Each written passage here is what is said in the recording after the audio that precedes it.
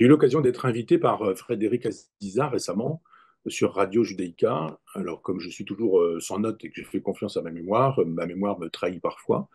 Et elle m'a trahi très précisément sur un sujet. Je voudrais présenter pour le coup mes excuses à Gérald Darmanin parce que il était question de cette gauche collaborationniste, cette gauche qui estimait que on pouvait s'associer avec des gauches supportables ou indéfendables. Je pensais par exemple au Parti socialiste qui estimait qu'on pouvait s'associer à la France insoumise qui défend le Hamas et qu'une partie de la droite pouvait s'associer aussi à ce genre de méfaits.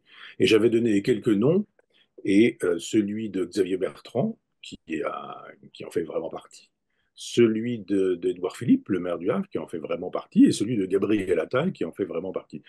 Je n'avais pas cité Madame Borne, j'aurais pu, parce qu'elle a été réélue aux législatives, parce qu'il y a eu un retrait du candidat du Nouveau Front Populaire qui votait pour le coup, qui appelait à voter pour une macroniste, anciennement socialiste, enfin, parce qu'il fallait faire barrage évidemment au Rassemblement national. Et j'avais malencontreusement associé Gérald Darmanin, qui est très attentif de ce que je dis sur lui, et qui m'avait déjà fait un commentaire une fois d'appréciation.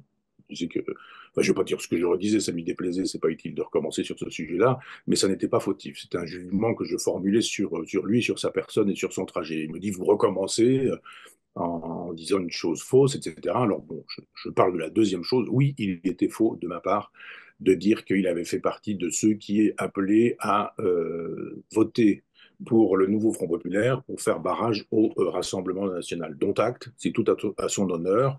Et je voulais donc effectuer un rectificatif, ce que je lui ai dit. Il m'a fait un texto pour me dire ça. J'ai dit, écoutez, j'interviens auprès de Radio Judaïka, qui évidemment en avait fait son titre, pour demander à ce que ce soit corrigé. On m'a dit, ah ben non, c'est plus possible, on peut rien faire, c'est en ligne, donc on ne peut rien faire. J'ai dit, de mon côté, j'effectuerai un rectificatif.